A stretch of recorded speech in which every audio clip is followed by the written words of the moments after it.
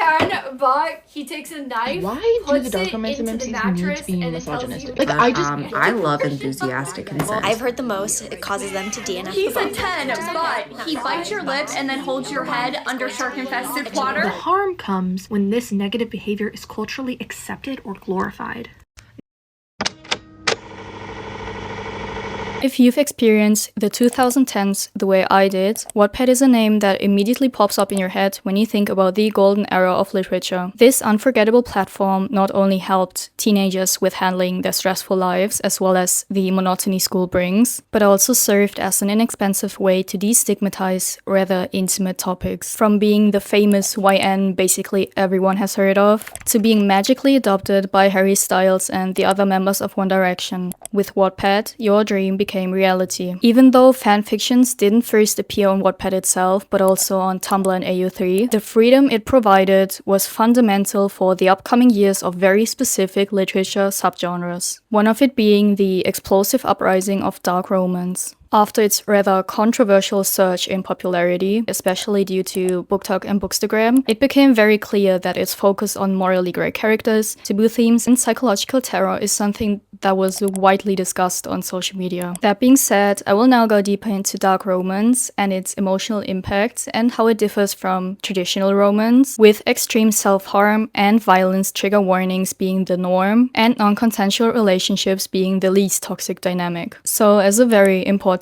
reminder, this video will be full of severe and controversial topics, so it is highly advised to know that before you continue watching my video. By now, you can probably grasp the emotional appeal it brings to its readers, especially by pushing back the assumption that enjoying a story inevitably equates to wanting to experience this traumatic scenario in real life. It's a safe space for victims of abuse and trauma without the actual consequences and emotional closeness, so naturally it leads to the question that is asked by many critics: does this genre really blur the lines between healthy passion and toxic manipulation and control? And when is this normalization of terror becoming a threat to our society? Haunting Adeline is the blueprint of dark romance, telling the story of Adeline Rayleigh, the protagonist, investigating the unsolved and brutal murder of her great-grandmother, while discovering the uncanny parallels between their lives. That's when Zaid gets introduced and dismantled as her relentless stalker. He hacks her cameras, breaks into her house, and violently abuses her, but that doesn't stop him from saving her from a human trafficking ring, and they eventually end up in a relationship charged with fear and seduction. But if you think I will analyze this rather controversial narrative of a book, you're wrong. For my commentary approach, Corrupt by Penelope Douglas represents a bigger and more twisted part of the bully romance and revenge trope that is deeply engraved into social media and Wattpad algorithms. Corrupt is a dark romance bestseller exploring the themes of revenge and taboo topics, centering around the protagonist Erica, who is seeking independence from her sheltered, wealthy family, but her life takes a dark turn when she is believed to be responsible for sending Michael, Damon, Kai, and Will, the so-called Four Horsemen, to prison after footage of their Devil's Night pranks were leaked. Now looking for revenge by her ex-boyfriend's older brother Michael Christ, or Christ, I didn't know what it was, the same Michael that belongs to the Four Horsemen, Erica moves to a new city only to find herself entangled with Michael, displaying controversial power dynamics and performativity, as well as references to physical and sexual assault, incest,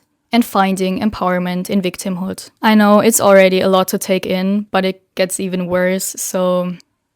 That being said, let's get deeper into the actual book with text evidence, so we're on the same page. The very first chapters start with the already mentioned vengeance plot, introducing the enemies to lovers crisis, and the narrative establishing the trope that Erica moves to another city, into a building owned by Michael's family, and is isolated from her support system by the group. After that, the game officially begins, and during the chapters 5 to 7, the catacomb scene occurs. These scenes are especially important for this analysis, and you will definitely get why. As Michael and the other horsemen try to emotionally torment Erica to take revenge on her, she remembers a past event where she is forced to go through a masked, drug-fueled orgy in a dungeon, though blindfolded, and therefore victim of non-consensual voyeurism and part of a big humiliation ritual. Now in present time, he once again leads her to the catacombs, bites her wrist before it escalates into high-intensity intercourse, and Erica verbally pleads to make him stop, but eventually her body gives in and reacts to his attempts to assault her, which she then reacts to with pleasure, which then transitions from assault to subdom intercourse. This trope sadly has a name and is called dubious consent, short dubcon, which refers to the blurry or highly questionable line between consensual and non-consensual sexual acts due to manipulation, pressure, emotional confusion, or power imbalances. It just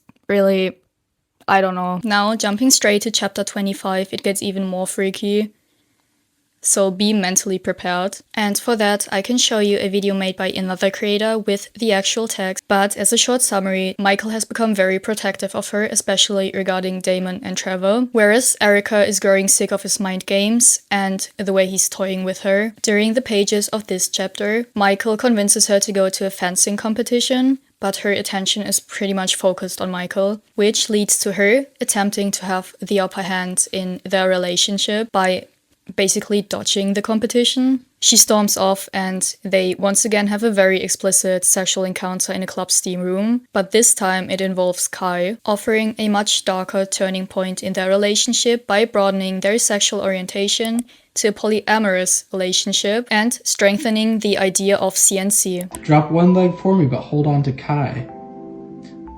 My heart skipped a beat, but I obeyed, knowing he needed me at a certain height to make this work.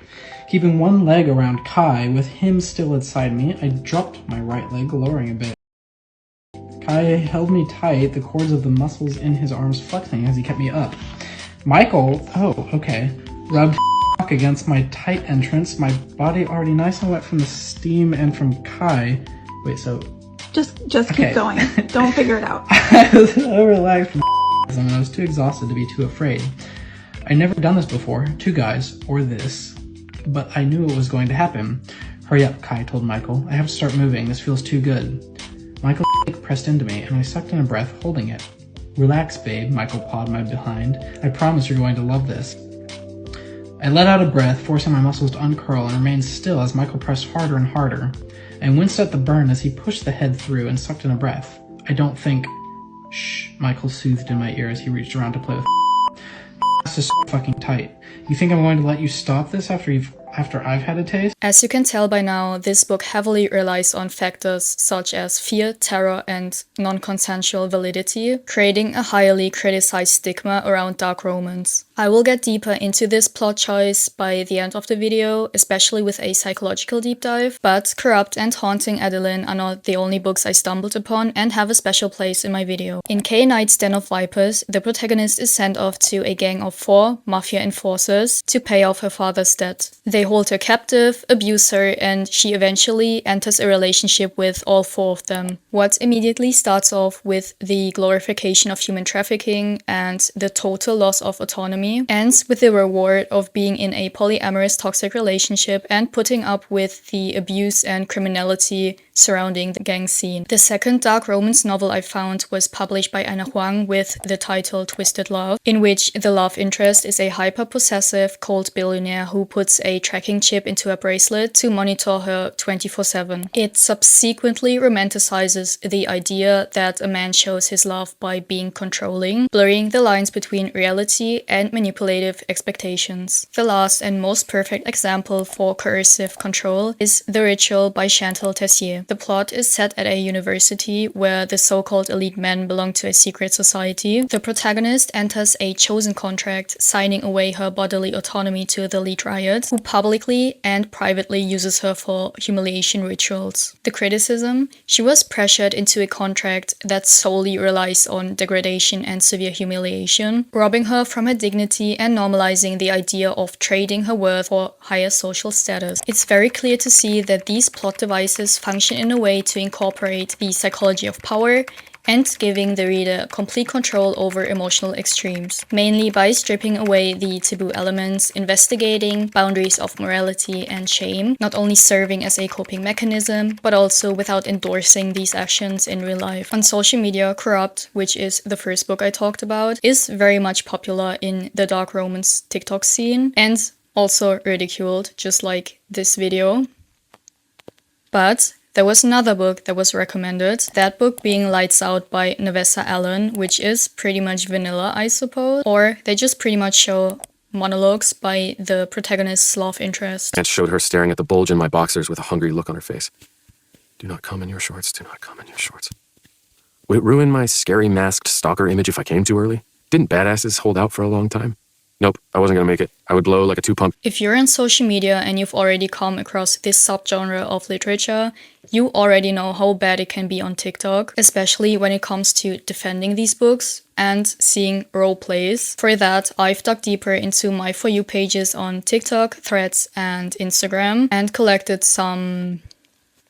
You will be very much not thankful for what I'm about to show you, so be prepared. One of the most interesting plot points for fans of this genre is definitely the masked stalker and masked murderer trope, with millions of videos being exactly that. Examples being the following.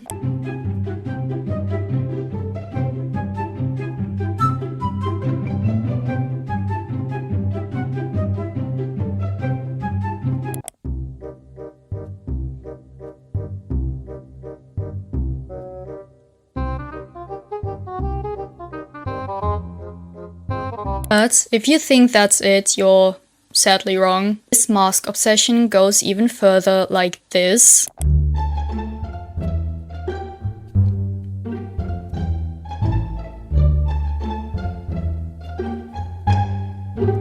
And also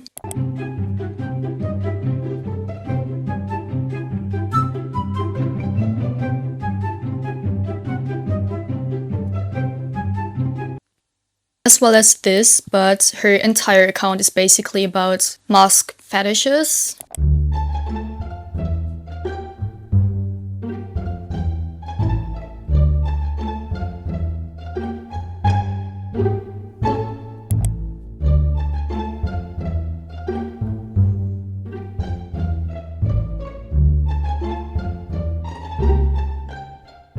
Ones I found even less appealing are the ones where the love interest isn't even human, but something else, just like bees. And also, my beloved, you can try biting me later. You're hardening my breeding arm when you do that. And I'm trying to be a good mate to you. You're what? Holy fuck. What is that? My breeding arm. Get that thing away from me. Yes, that's what I was trying to say. Do you have problems with your hearing? The other videos are basically about rape, assault, or any other weird fetish. And there are those that are quite vanilla, and those who are very extreme, which I'm going to show you in a second.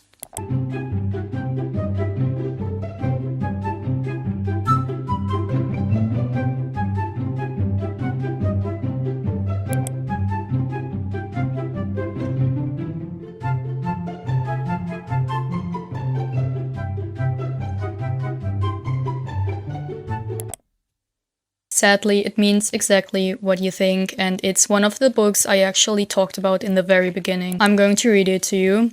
He dug a grave and threw her in. He had his friends tie her to a pole and leave her outside in the middle of the night. No, sorry, in the middle of a snowstorm. Just to turn around and say, I'm in love with you.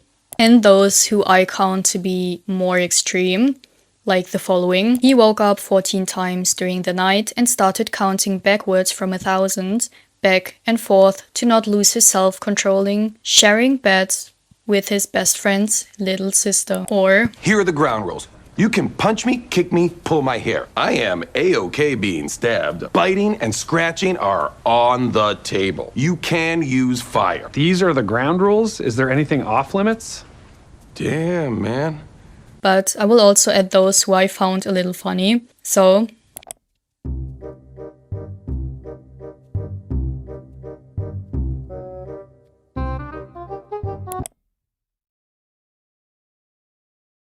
I think I might just put a knife in it. I think that's a really good idea. See if it works. Oh yes, it goes in beautifully. It's actually not that funny, but after all the content I had to consume, it seemed a little funny. When we talk about dark romance, we immediately think of the early 2010s as a starting point for morally grey, fear-driven literature, surrendering to imaginary freedom and emotional catharsis. It's about the messy side of romantic relationships, where consensual validity is only a concept barely existing between fictional environments and reality. Its appeal is strongly tied to the feeling of a psychological sandbox concept, framing dark romance as a simulation where you can safely explore the thrill of danger without experiencing the actual terror and real-life toll it takes on you. But dark romance didn't make its first appearance during the Gen Z era, with Gothic fiction during the 1800s and 1900s laying the groundwork for this literature. Stories included flawed relationships, psychological torment, and conveyed the monstrous side of humanity. Your book captured the longing for a secure playground where your fantasies aren't policed by anybody, while awakening the urge to feel safe around a dangerous predator. Because who could be so special to be chosen by an unimaginable monster, suppressing his strongest urges just for you? But exactly this exposure can blur existing lines for younger audiences, making it harder to distinguish between bad and good, while allowing the glorification of transparent boundaries and criminal acts for victims of domestic abuse or those who have a history of other cruel circumstances in order to gain mastery over them. These out-of-control situations with no way out magically turn into happy endings, slowly rewiring the brain's relationship with fear as a low-cost way of fictional healing. However, studies show that exactly this emotional coping mechanism and heavy repetition of abuse and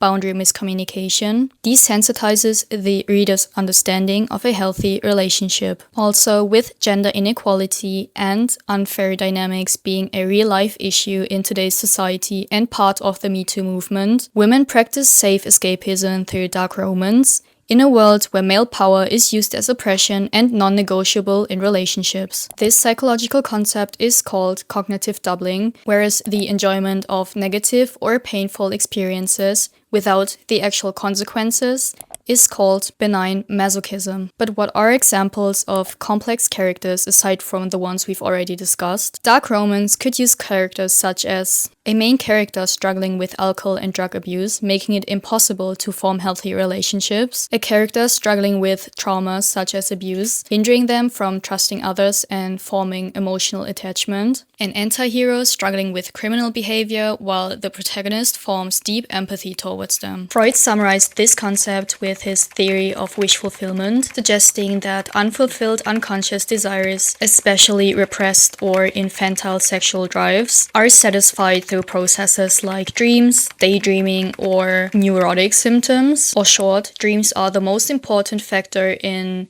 understanding psychological disorders and manifests in our daily life. And most importantly, dark romance readers aren't confused about what's happening in real life and in the fictional world. Additionally, in Jungian psychology, he acknowledged the unknown, dark, repressed side of a personality as the so-called shadow. Every single aspect your conscious mind judges as socially bad or unacceptable, as well as traits that were deemed inappropriate during your childhood, can be considered your shadow. The more you try to hide from your shadow, the more you will have to fight it from unleashing. So how do we positively engage with dark romance without losing its essence of helping people relive their darkest times in a safe way? It's very clear that dark romance can have a long-lasting effect of decentralizing its power of minimizing abuse and terror. In social media, you can often see the portrayal of toxic masculinity sugar-coated with aesthetic hashtags and losing its entire meaning. American Horror Story loses its horror appeal and appears in thousands and thousands of fan edits, glorifying serial killers just because they're hot. This halo effect is nothing new and has shown its effect in real-life people.